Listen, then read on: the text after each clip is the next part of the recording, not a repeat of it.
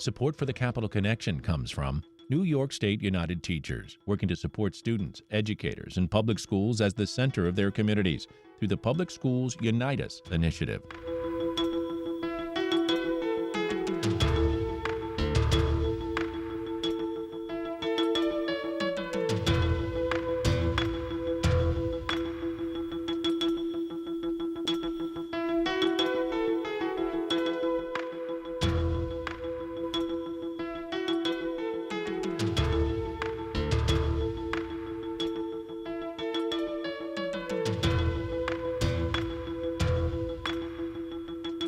It's the Capital Connection. Hi, I'm David Gustina. This week is a new guest. Joining us is Republican New York State Assemblyman Ed Rah.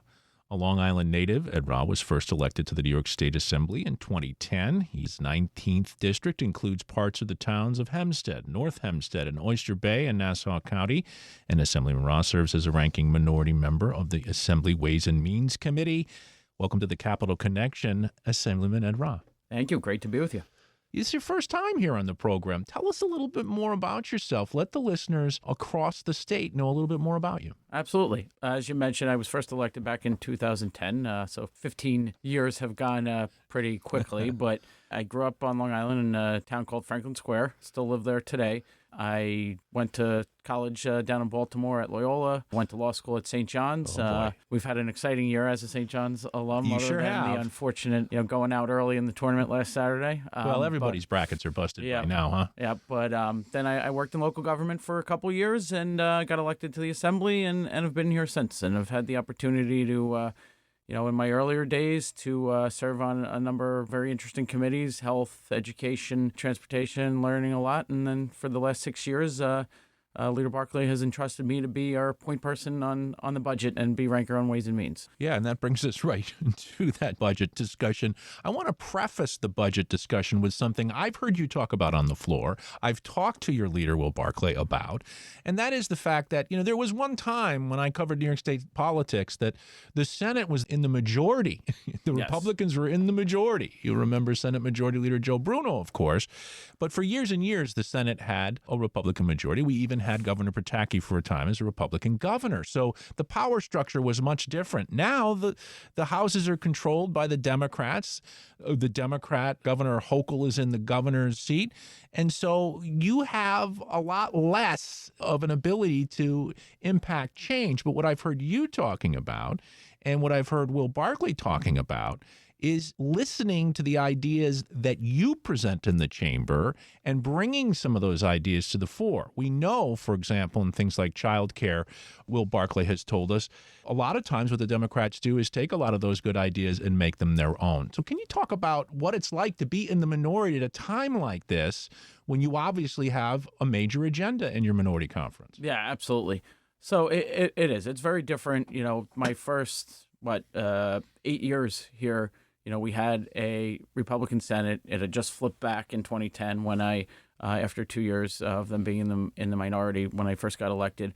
And there was a lot more of a forced compromise because you had a Republican Senate, Assembly was Democratic, Governor was Democratic, but, especially when you got into the budget process or some of the, I would say, crazier ideas that we would see in our House, we knew weren't going anywhere down the hall. But I think our role, and we do it well, led by Leader Barclay, is to have our ideas. We take seriously. A lot of people think, hey, you're in the minority, you're going to put a bill together and just throw words on the paper. That's not how we work. We put a lot of thought into these things, and like you said, oftentimes they get picked up by majority members. I mean, you mentioned childcare. The governor has 3 pieces that were in the executive budget proposal this year that hopefully will be part of the final budget that are very similar to a child care agenda we put forth last year.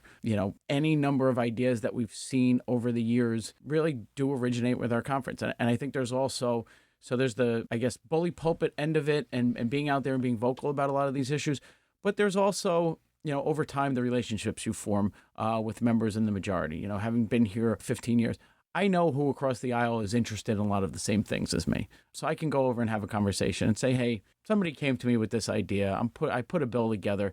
Would you take a look at it? And that's how, you find partnerships that you can move forward on a lot of these issues that aren't partisan issues, right? We know at the end of the day, there are things that are partisan issues that I'm not going to get that cooperation. We're going to disagree on some of maybe the criminal justice stuff, but childcare, making New York State more affordable, there's a lot of areas for common ground. Yeah, and I am guessing by the way you're talking here and your tone that it's a lot less vitriol than is happening in Washington, for example. You can actually have a conversation with your leaders, say Carl Hastie, or another member who's on the other side of the aisle, and have a reasonable conversation. Yeah, I think you can. And, one of the things that is interesting, having been here a while now, when I first got elected and it was Speaker Silver, it was like I get on an elevator with him. It was eyes forward. I don't want this guy to even know my name. My way or the right? highway. Speaker Hastie is very different. Having had the opportunity to serve with him as a rank and file member, I was on the Labor Committee when he was chair of Labor, and he's just a different guy. He leads in a different way. Obviously, leads his conference well, but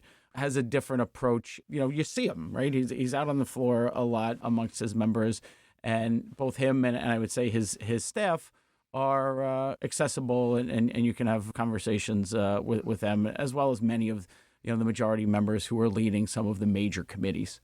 We're talking with New York State Assemblyman Ed Rah, a Republican from Long Island. He's a ranking member on the Ways and Means Committee. The idea of transparency is something you focus on. You want government to be transparent. But when it comes to this budget negotiation process, we've heard for years, 3 people in a room negotiating the budget. Yes, there are conference committees. Yes, you guys communicate throughout the session. But isn't a lot of this negotiation and the final budget, a lot of it is in secret? New York citizens don't get a fair shot of what's happening when the big ugly comes due. No, I would agree. The problem is, right, you have a process here which starts with the executive. We go through a series of budget hearings, which, I'm there all day, every day for, if I felt like I lived in hearing room B for about a month in late January through almost the end of February. And then it kind of goes into the back rooms. And that's unfortunate because we're talking about $252 billion in the proposal. Final probably is going to be a little north of that. And so many interests that New Yorkers have that I think you don't know who's really weighing in on certain things when you're in a closed-door negotiation. So you look at something that has been a big topic this year, but really it was a budget thing last year, was the CDPAP program. Yeah, let's talk about that a little. It didn't, last year really, it was kind of an 11th hour thing, and all of a sudden this was in the final budget. And, it wasn't something that we had the opportunity to ask questions about at a budget hearing because it wasn't really on the table earlier on in the process. So those are in particular stuff like that, when something comes onto the table late in the process when we've already had our hearings and all that, those are particularly frustrating issues because you just want people to have the opportunity to say their piece. It doesn't necessarily mean they're going to get everything they want, but it's really important that stakeholders have an opportunity to weigh in on our budget and on our bills. And, when things are being discussed behind closed doors, it just doesn't allow for that. Yeah, and when we're talking about CDPAP, we're talking about home assistance, right? Just explain to the listeners what that program is. So this is a program that is designed to really allow, whether they're older New Yorkers, disabled individuals, to live independently. So they can hire what's called a personal assistant, and it's funded through Medicaid, and that person can help them with their daily tasks that they need to be able to live independently. The governor identified that the growth in the program has been large, and it has, but that she was concerned with fraud. Now, a lot of us felt like, okay, let's put some new safeguards in place, deal with the fraud. But what happened was in last year's budget, we decided there's over 600 of these what were called fiscal intermediaries that basically act as the middleman, deal with making sure that the personal assistants get paid between the health coverage and paying the individual. So now we're going to go down to a single fiscal intermediary, which is supposed to be fully implemented and transitioned by April 1st of this year. Mm-hmm. And it has not been going all that well in terms of enrolling the individuals. The governor just Sunday night and then formally on Monday came out and said, we're going to put a little 30-day grace period into place so that we get people transitioned. To me, at the end of the day, it's about making sure that there's a continuity of care and making sure these individuals get care. And it is about the people, but if you want to talk about it from a financial standpoint, if these individuals don't have these personal assistants, a lot of them are going to end up in a much more expensive setting, a nursing home or some other institutional care where it's going to be much more expensive to care for them. Thank you for explaining that. Assemblyman Ed Ra, Republican, joining us on the Capitol Connection this week. Well, speaking of pauses, the president has paused what he wants to do, which is to shut down the congestion pricing plan in New York City. I know the Republicans, both in the Assembly and the Senate, don't like this plan, and even some Democrats have come out against it. People like James Skoufitz and others who see it as a tax on New Yorkers. But the MTA has this huge hole that needs to be filled, and part of that was the congestion pricing plan. You already mentioned Medicaid. We're seeing what's happening on the federal level with DOGE and the cuts. So you really have some uncertainty, don't we, in terms of, for example, just congestion pricing in the MTA. What's going to happen to the MTA? And I know people like Congressman Lawler and others have said they've mismanaged this money all along. Billions have been lost. It hasn't been handled well. But the truth is, at the same time, we need to fund the MTA, right? Yeah. So, I mean, let me say that at the outset. Like, as a Long Islander, the MTA is essential for downstate, for our economy, for people to be able to get to, medical appointments, all of those things, and to just take advantage of the, cultural institutions we have in New York City as well. So we do need to make sure the MTA is properly funded, make sure the capital plan is properly funded. But what I hear from constituents all the time is when they hear about something like congestion pricing, or they hear about some new proposal to provide additional funding to the MTA, they say, well, why am I always hearing about them coming back? There's always, it seems like every few years, there's a big hole that has to be filled. But then I read about scandals. I read about overtime abuse. I read about how much more they're paying for construction and cost overruns and all that type of stuff. So I think that people want to see that addressed before they put more money into it. Now, congestion pricing, the problem to me is it tried to be two things at once. Was it about reducing the congestion, or was it about the revenue? At the very outset, the talk was we need to raise $1 billion for the MTA capital plan. And really, if you read the letter that came from the Trump administration, that's what they talked about, is that, the waiver that was granted by the Biden administration was under a statute that allows for a program designed to reduce congestion. But even if you go back and look at the language that was in the 2019 budget, the first thing it talks about is money for the MTA. Then it talks about reducing congestion. So I think those were always two competing goals of congestion pricing. And at the end of the day, I view it as another way of getting money from suburban commuters' wallets. Well, and then the question is, if that money doesn't come from there, where will it come from? And we're already hearing the Assembly Speaker talk about revenue raisers, or what some might call tax raising. I don't know exactly what has gone on behind closed doors, but I talked about back in 2010 when the Senate flipped back. One of the pivotal issues that flipped 2 Senate seats on Long Island that put Republicans back in the majority was the MTA payroll tax that had been implemented. And a couple of Democratic senators from Long Island, I think, signed their death warrants when they voted for that, because it was a tax on businesses. It was a tax on jobs. And it seems like, a couple years ago, the MTA said, hey, we have an operating budget hole, and they wanted to put a higher rate on the MTA payroll tax. And it ended up, in the final budget, it ended up going just to New York City and not the surrounding areas in the MTA region. So, I mean, I'm concerned if that's what the discussion is, that we're going to go back and put that higher rate on other areas, because I think it's a step backwards, because the MTA payroll tax, again, it's a payroll tax, it's a tax on jobs. And New York State struggles as it is in terms of attracting businesses and attracting jobs, and I don't think this is the time to do that. Well, all of this leads to the question of whether or not we'll end up in a special session with the uncertainty that we're talking about from Washington and what will happen to New York. And I'm wondering if you think that's sort of an inevitability at this point. Well, the majorities are obviously talking about it. It's been in the news the last few days. Would I say it's inevitable? I don't know if it's inevitable, but as we're discussing this budget, I think there are things that we can do to be smart and preparing in case we do have some tough decisions to make later in the year.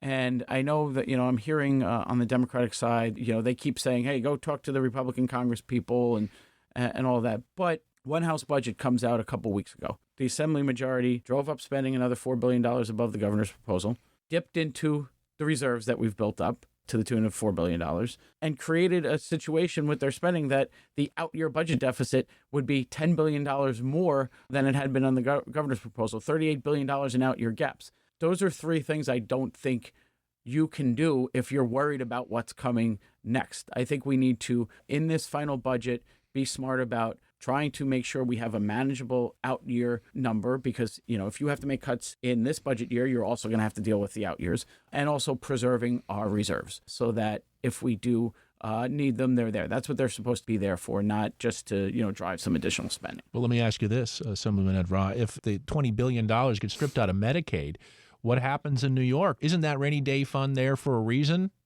Yeah, well, it should be there for a rainy day, not for just we decided we wanted to spend a little more in the budget this year. It should be there for a rainy day.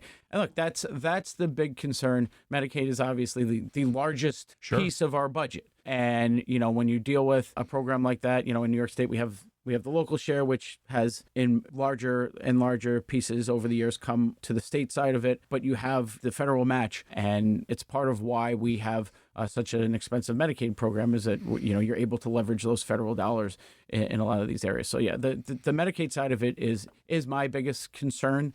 But again, that's why we need to preserve our reserves so that if we do need to figure out some difficult choices later in the year, that we have them. Assemblyman Edra, let's move on to criminal justice issues. I know that you have been one of the leaders in the area of bail reform. We've seen a number of local district attorneys, including the former Democratic District Attorney of Albany, talking about discovery and the problems with having to provide so much in discovery evidence. Also, the idea that we need judges to be able to have discretion when they evaluate, let's say, somebody's dangerousness if they're going to give them bail.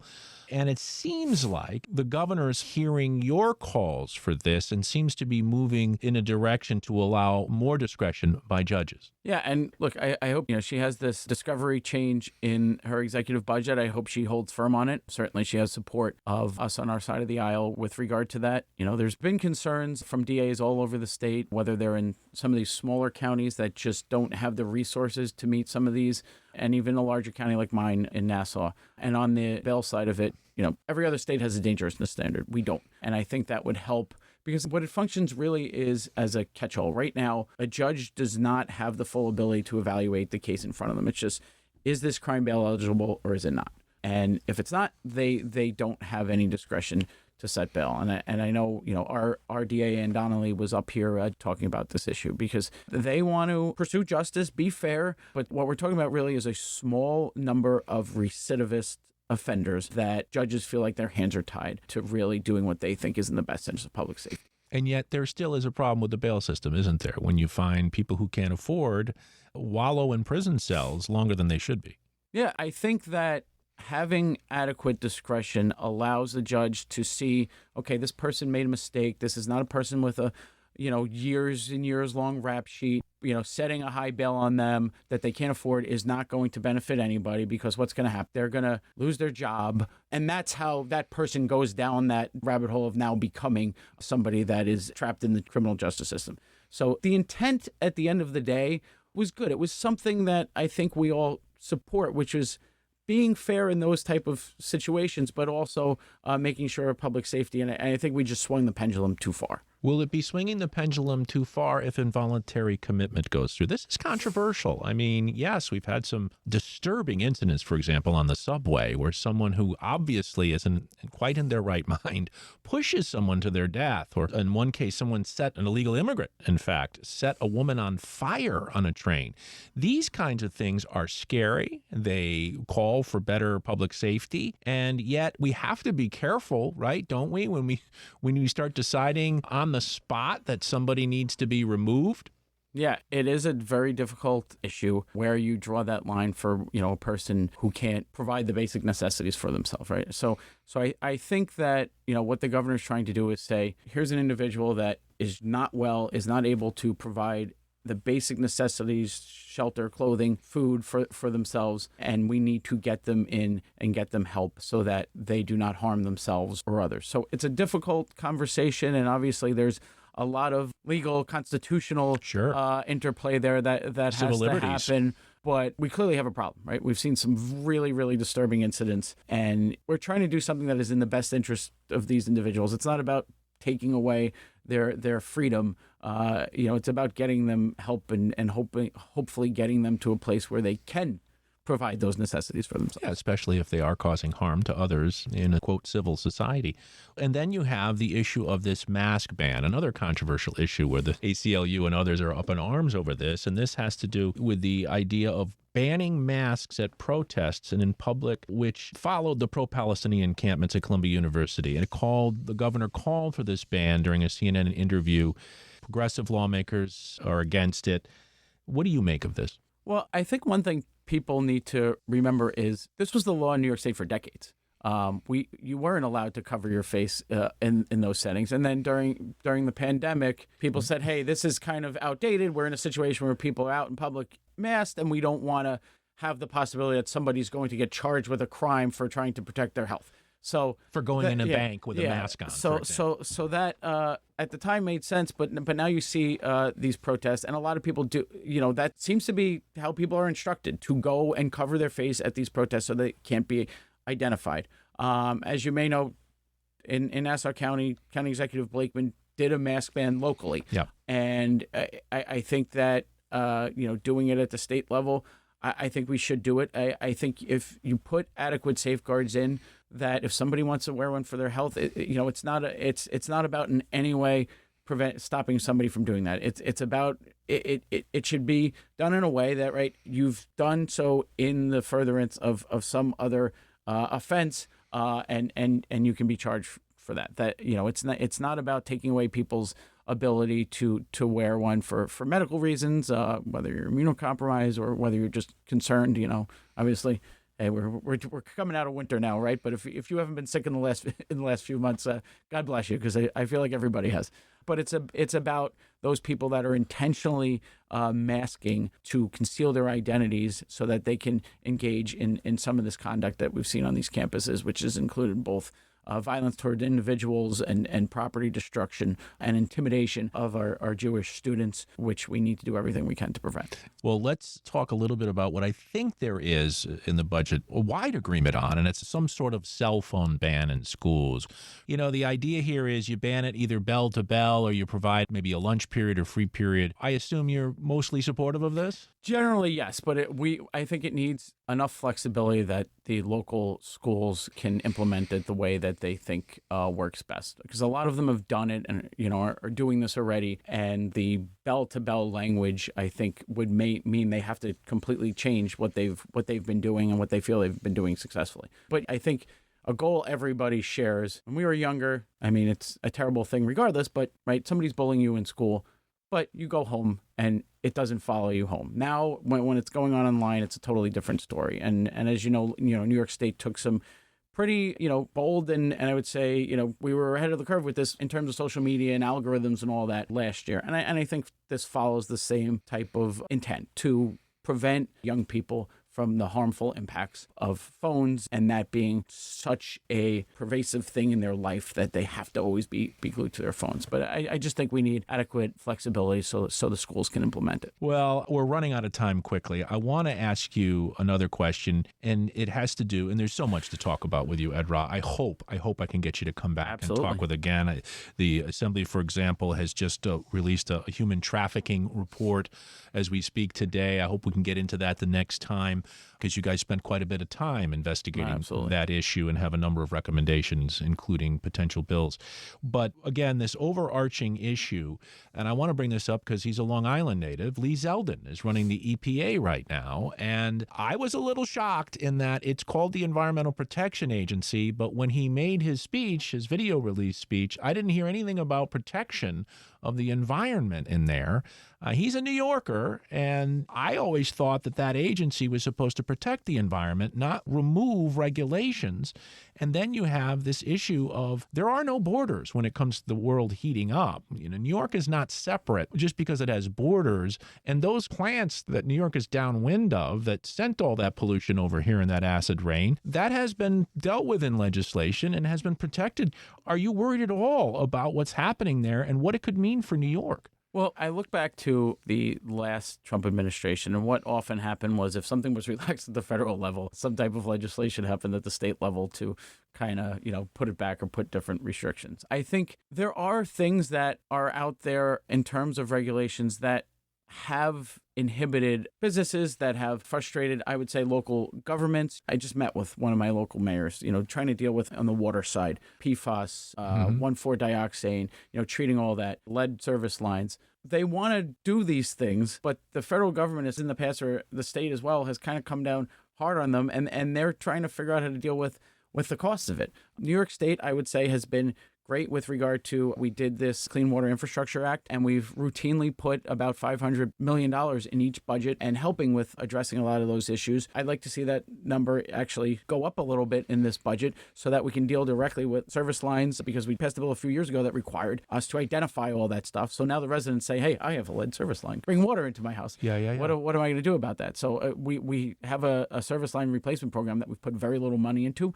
So that's where I'd like to see the additional spending there. But I think we need to work together with the federal government. Look, I know Administrator Zeldin well. We got elected to the state legislature the same year. He is a Long Islander, and I think Long Islanders always have a vested interest in preserving our environment. Well, let's hope that there is some sort of move to provide better enforcement, because one of the things, even in the New York State, the Department of Environmental Conservation, which Governor Hochul recently said, because of the announcement by Zeldin, we need to be more vigilant in New York State. But the DEC already doesn't have enough bodies to do its regular work. Right? Well, and I think that's been a concern with, we seem to pass a very major, at least one, if not multiple, environmental laws in New York every year. And I mean, that's the question we keep asking. Can the DEC handle this? Do they have the manpower to handle this? We just, last year was the Superfund Act. They're going to have to go through and dig through all of this data from the last basically 30 years to figure out who needs to pay into that, administer the funds and all of that. We're putting a lot on them, and I do think they probably could use some additional resources. He is Assemblyman Ed Ra, joining us on the Capital Connection this week, a Long Island Assemblyman on the Ways and Means Committee. You're a good guy for coming into the radio station and sitting down and speaking with me face-to-face on the Capital Connection. And Ed, I hope that you'll come back again next time. I would love to. It was a pleasure. Thank you.